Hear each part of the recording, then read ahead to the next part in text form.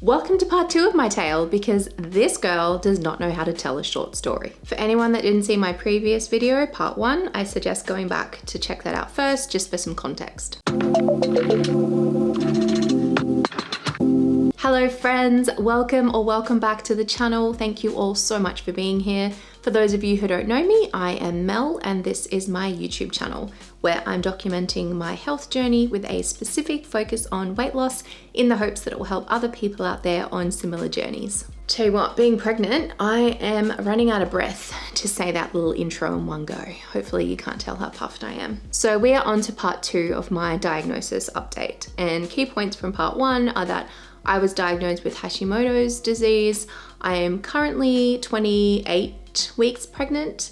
We moved house back in June, and I finished off the last video by saying I went back to see Dr. K, my holistic GP, and I went back with revised blood tests that were done a few weeks prior. So I did them in early July, and I received results that really surprised me. I was waiting in the waiting room for Dr. K to call me in for my appointment, and I was still kind of practicing this little speech because I was so nervous to tell her that I had not stuck to a gluten-free, sugar-free diet.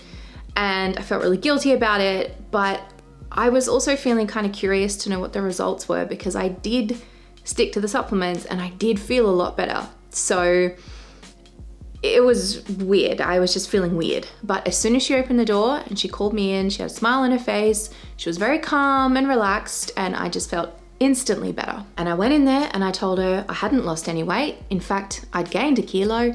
I had not stuck to a gluten-free, sugar-free diet, but I had stuck to the supplements, and overall I was feeling much better. And she wasn't disappointed or surprised. She just nodded very understandingly and took some notes and told me that my thyroid was now completely fine. No more markers of an autoimmune disorder. And I looked at her quite shocked, genuinely thinking I misunderstood. And I said, well, it must have been the supplements because I sure as shit didn't do anything else right. And she said, yes, it could potentially be the thyroid supplements and all the other things I was taking to help support my body, but it could also be pregnancy. And she explained that sometimes during pregnancy, autoimmune disorders, including Hashimoto's, can sometimes go on hold, for lack of a better word, which is pretty cool. But it does also mean that at about 3 months postpartum, I am at risk of my thyroid antibodies coming back to me with open arms, ready to pick up where they left off, destroying my thyroid. But also, maybe not. It's hard to say. There is a lot going on in my body right now, and there's no other option really other than just to wait and see if it actually is back to normal or if it was just pregnancy. And if it is back to normal, how long will it last? Can Hashimoto's come back? Do I have to keep taking supplements forever? Do I have to still implement a gluten-free diet in order for it to stop coming back? Will all my other symptoms of bloating and thinning hair and low energy, will they all come back as well when I'm not pregnant? And even if they do, how will I know that it's thyroid related and not just the joys of postpartum, being exhausted and, you know, hair thinning after you've had a baby is not uncommon. So I'm not really gonna know unless I do more blood tests, which is the plan once I have given birth, and to kind of keep a really close eye on that in the months after I give birth. So that's the thyroid stuff. She also ran some other tests for me, and everything else was pretty much fine, other than I really need to keep working on reducing my blood sugars, and I need some extra magnesium, zinc, and iron as I enter the 3rd trimester of pregnancy. It was mainly the thyroid that was a huge shock to me. This has been so wild and up and down, and just, yeah. Something else I wanted to cover today to round out this life update recap was the whole chronic stress slowing down aspect of my journey, which I spoke about in my last video back in March of this year. If you haven't seen it, go check it out. But basically I was talking about how I had done a bit of a life audit and identified way too much stress and overwhelm in my life, and I really needed to just slow down and chill the f out. And some of the key changes I spoke about were cutting back on social media, which I have really tried to stick to, but some days it does creep up on me a little bit. Cutting back on caffeine and cutting out alcohol, which were both not pregnancy related decisions, but thanks to the tiny human, I have maintained these lifestyle changes. Another lifestyle change I spoke about was going to the physio to really prioritize rehabbing my injuries and just throwing everything I had at it. And I have maintained that, but I am going to the physio quite regularly at the moment to do reformer Pilates, which is partly to rehab my injuries, but also really to prepare me for pregnancy. So I am still prioritizing physio and caring for my body, but it just looks a little bit different to what I expected. Sleep was another key area I wanted to focus on, and I spoke about in my last video, but since getting further on in pregnancy, it is really hard to get a good night's sleep. It's almost impossible to get properly comfortable, and I've got all the pregnancy pillows and I've tried all these different things. It's just really hard to get comfy in bed the further on you get in your pregnancy. And I'm sure many of you can relate to that.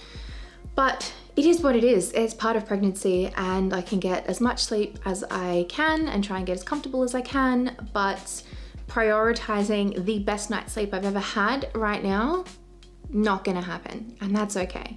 It's also not gonna happen when we have a newborn. So chasing the dream of wonderful, adequate sleep, let's just postpone that for a few years. I'm really sticking to the resting and not overcommitting, and I have noticed that that has made a huge difference to my feelings of overwhelm and burnout. I'm still aiming for my 30 plants per week, 30 different plants per week, and cutting back on processed foods and sugar. And I still have no real goals for 2024 other than to just have the healthiest pregnancy I can possibly have. So here we are in current day, August 2024. I am 28 weeks pregnant. I no longer have the signs of an underactive thyroid, and all my other blood tests are reasonably okay. I'm feeling good, and it's been a wild ride from a health and life perspective lately, but I am determined to thrive. So where to from here, you ask? Well, the plan is to take things as they come for now, knowing that our life is going to change a lot when our tiny human joins us in the flesh. And my health and my pregnancy are my number one priority. So I have a very simple action plan, which I intend to follow for the next few months at least. Firstly, nourish my body as well as I possibly can. I'm sticking with the 30 plants a week. I'm really minimizing processed food and sugar, but there are no rules around it necessarily. Drinking plenty of water and strictly sticking to my supplement regime. Point 2 is moving my body. I'm aiming for 10,000 steps per day and 6 1-hour walks a week. But if I'm struggling with that due to the round ligament pain I've been getting during trimester 2, or just anything pregnancy related, that's okay. I can just rest. I am not at a point in my exercise journey or my life where I'm going to push through pain or discomfort, because that's just not what I want to do during pregnancy. And the other thing I'm going to do is 2 reformer Pilates sessions a week. And the third and final point is prioritizing mental health and resilience, which is something I would really benefit from anyway, but it is especially important as we become first-time parents. So the reduced sugar and regular exercise from points 1 and 2 will definitely feed into this one and help anyway. But specifically to this point, something else I'd like to start doing is meditating for at least 10 minutes a day, and also really cutting back on social media, in particular Instagram, in particular scrolling, because the posting is not the problem. I'm terrible at posting and I would like to get better with that, but the mindless scrolling is just not helpful for mental health, and I just waste so much time doing it. It doesn't really add any value other than the occasional recipe. So I'm really going to work on that. And that's it for now. Just those 3 areas of prioritization. And there's no pressure, there's no rules, there's no goals. They're just guidelines for helping me live as my happiest and healthiest self. But if I forget to meditate, or if I eat a croissant, or if I only walk 3 times a week because my ligaments are really angry and not allowing me to do any more, so be it. That's fine. I'm doing my best. So I think that's a pretty good wrap up of where everything's at and everything that's been happening. Only took me 2 videos. And you now know where my focus is for the next few months. And am I still focusing on weight loss? Absolutely, yes I am. But just not obsessively. only as a side effect of eating as well as I can and exercising as much as I can and just doing my best while I'm pregnant. Thank you all so much for watching and absorbing 4 to 5 months worth of life updates. Have a fabulous next few weeks, and I hope you'll tune in for the next video.